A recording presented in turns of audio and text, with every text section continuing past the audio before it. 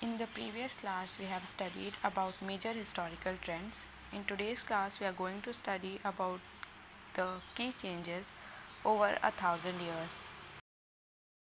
Historians use different types of sources to learn about the past depending on the period of their study and the nature of their investigation. Sources such as coins, inscriptions, paintings, architectural remains, and textual records serve as the link to the past. Medieval Indian history has left behind a rich legacy of archaeological and literary sources which help us reconstruct the history of the period. अगर हम इतिहासकारों की बात करें तो वो बहुत तरीके के सोर्सेज का यूज़ करते हैं जिससे कि वो जो है पास्ट के बारे में और ज़्यादा लर्न कर सके। ये डिपेंड करता है कि आप किस पीरियड की स्टडी कर रहे हो, उनका नेचर क्या है इन्वेस्टिगेशन का। कुछ सोर्सेज होते हैं जैसे कि सिक्के हो गए, इंस्क्रिप्शंस हो गए, पेंटिंग है या फिर आर्किटेक्चरल रिमेन है, टेक्सचुअल रिकॉर्ड है, ये सारे जो है लिंक प्रोवाइड करते हैं पास्ट से। तो मिडीवल इंडियन हिस्ट्री की अगर हम बात करें तो उसने मतलब बहुत सारा अगर हम देखा जाए तो हमारे पास आर्कियोलॉजिकल और लिटरेरी सोर्सेज अवेलेबल है जिसकी हेल्प से हम जो है उस पर्टिकुलर पीरियड ऑफ हिस्ट्री को रिकन्स्ट्रक्ट कर सकते हैं। Archaeological sources. Archaeology is the study of history through the material remains of human life. Archaeological sources may include monuments, paintings, sculptures, inscriptions and coins. अगर हम आर्कियोलॉजी की बात करें तो वो स्टडी हिस्ट्री की जो स्टडी होती है जिससे कि हम मटेरियल रिमेन जो होते हैं ह्यूमन लाइफ पे उसकी हेल्प से हिस्ट्री की स्टडी करते हैं। आर्कियोलॉजिकल सोर्सेज में जो है आपके मॉन्यूमेंट्स हो गए, पेंटिंग है, स्कल्पचर है, इंस्क्रिप्शंस हैं और कॉइन्स, ये सारी चीज़ें जो है आते हैं। Monuments and buildings. Historical monuments and buildings such as palaces, temples, forts, mosques, tombs, clock towers, etc. help to reconstruct the past in many ways. To begin with, these buildings reveal the architectural styles and cultural influences of the period. Historical monuments और building जैसे कि आपके महल, मंदिर, किला, मस्जिद, Tom और clock tower, ये सारी चीज़ें हमें हेल्प करती हैं कि हम वापस से जो है पास्ट को रिकन्स्ट्रक्ट कर सकें बहुत तरीक़ों से। शुरू करने के लिए जैसे कि जो बिल्डिंग्स होती हैं ये बताती हैं कि आर्किटेक्चरल स्टाइल और कल्चरल इन्फ्लुएंस क्या था उस पर्टिकुलर पीरियड का। The famous monuments of the medieval period include the Humayun's tomb, Qutub Minar, mosque such as Quwwatul Islam and Jama Masjid, red fort in Delhi and Agra, Taj Mahal, Hoysaleswara temple. अगर आप फेमस मॉन्यूमेंट्स की बात करो मिडीवल पीरियड की तो इसमें हुमायूं टॉम्ब, कुतुब मीनार और कुव्वतुल इस्लाम और जामा मस्जिद, ये दोनों मॉस्क हैं। और रेड फोर्ट जो है आपका वो दिल्ली और आगरा में है, ताजमहल है, होसेलसवारा टेम्पल, ये सारी चीज़ें आती हैं। They provide invaluable information regarding the architectural skills of workers, the materials used to construct these monuments, and the mode of transportation in use, besides the cultural and religious beliefs prevalent during the period under study.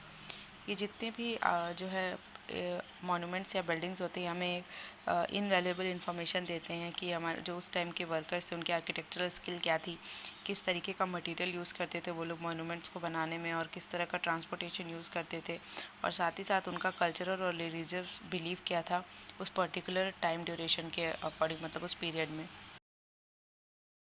Inscriptions. Inscriptions are writings engraved on solid surfaces including rocks, metals, pillars, and stone tablets and other structures, written in various languages and scripts. These inscriptions record royal proclamations, religious instructions, and gifts to temples, peoples, or villages. Inscription जो है वो writing होती थी जो कि मतलब इसे होते हैं ना खुरेद के लिखते हैं जो है सॉलिड सर्फेसेस पे, जैसे कि पत्थर हो गया, मेटल हो गया, पिलर है, स्टोन टेबलेट है या फिर अदर स्ट्रक्चर्स पे। और ये जो इंस्क्रिप्शन लिखे जाते थे बहुत सारी लैंग्वेज और स्क्रिप्ट में लिखे जाते थे, और ये इंस्क्रिप्शन जो है वो रॉयल प्रोक्लमेशंस और रिलीजियस इंस्ट्रक्शंस और गिफ्ट जो भी टेम्पल के होते थे पीपल या विलेजेस को, ये सारी चीज़ों को रिकॉर्ड करते थे। Many of these available even today are attributed to the Rajput and Chola rulers. Besides, there are several inscriptions on the walls of the Taj Mahal, the Red Fort, and other palace walls. All these inscriptions usually tell us about the social and economic condition of the people and sometimes even provide dynastic lists of kings or their genealogies. अब बात करो inscriptions की तो आज भी जो है कुछ अवेलेबल हैं राजपूत और चोला रूलर्स के इंस्क्रिप्शंस हमारे पास, और इसके अलावा जो है बहुत सारे इंस्क्रिप्शंस जो है ताजमहल की वॉल, रेड फोर्ट और अदर पैलेस वॉल पे भी आपको देखने को मिल जाएंगे। ये सारे इंस्क्रिप्शंस जो है यूजुअली हमें बताते हैं कि जो है उस टाइम पे जो है क्या सोशल और इकोनॉमिक कंडीशन थी लोगों की, और कभी कभी हमें प्रोवाइड करता है जो है डायनेस्टिक लिस्ट ऑफ किंग्स की। Coins.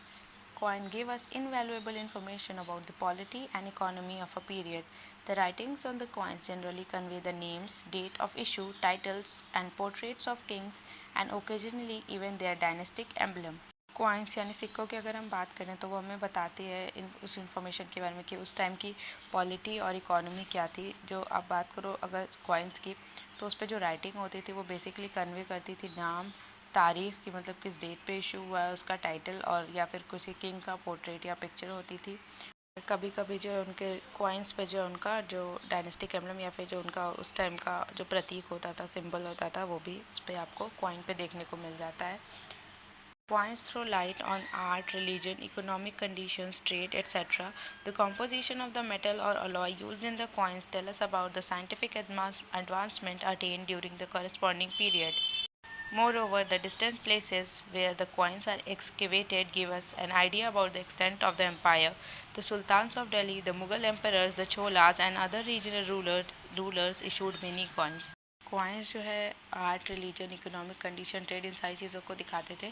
और जो कि कंपोजिशन यूज़ होता था उस कॉइन को बनाने में, मेटल या अलॉय जो भी, ये हमको बताता था कि उस टाइम पे जो है उस पीरियड में जो है साइंस किस लेवल पे जो है थी, क्या उस टाइम पे एडवांसमेंट था। और साथ ही साथ जो कॉइन हमें जो है मिलते हैं दूर दूर जगह, जहाँ जहाँ से जो है खुदाई करके निकाले गए थे, वो हमें बताते हैं कि जो एम्पायर था, जो साम्राज्य था उस पर्टिकुलर किंग का, वो कितना दूर तक फैला हुआ था। जो सुल्तान थे दिल्ली के, और जो मुग़ल एम्परर थे, और चोला साम्राज्य के जो राजा थे, और अदर जो रीजनल रूलर थे, उन्होंने बहुत तरीके के जो कॉइन्स थे उनको इशू कराया था। Painting and sculptures. Painting and sculptures also give important information about medieval Indian history. The paintings reflected themes of religion, forest life, court scenes, mythological stories, lifestyle of people, and food habits of the times. Different styles of miniature paintings also evolved during this period. The bronze sculpture of the Nataraj, the dancing Shiva, is representative of the sculpture produced during the period. The sculptures were made of bronze, wood, or stone and depicted figures of gods and goddesses, queens and kings. Painting और sculpture भी जो है हमें बहुत ही important information बताते हैं medieval Indian history की। Painting जो है वो रिफ्लेक्ट करती है उस टाइम का जो है वो रिलीजन का थीम क्या होता था, फॉरेस्ट लाइफ, कोर्ट सीन, और जो माइथोलॉजिकल स्टोरीज़ होती हैं, या फिर जो लोगों की लाइफस्टाइल कैसी होती थी और उस टाइम की जो फूड हैबिट क्या थी लोगों की, सारी चीज़ों के बारे में बताती है। अगर आप मिनिएचर पेंटिंग की बात करो तो वो भी जो है इसी पीरियड में आई थी एग्जिस्टेंस में। जो नटराज का ब्रॉन्ज स्कल्पचर है, डांसिंग शिवा, ये सारे जो है रिप्रेजेंटेशन है, मतलब ये सारे स्कल्पचर्स जो है इसी पीरियड में बनाए गए थे। और जो अगर आप स्कल्पचर की बात करो तो या तो वो ब्रॉन्ज के, या फिर लकड़ी, या फिर पत्थर के, और बेसिकली मतलब इसके बने होते थे। और इसमें अगर आप देखोगे तो आपको बेसिकली देवी देवताओं के जो है फिगर देखने को मिलेगा, या फिर उस टाइम के जो क्वीन और किंग होते थे उनका फिगर देखने को मिल जाता था। That's it for today's class. Thank you.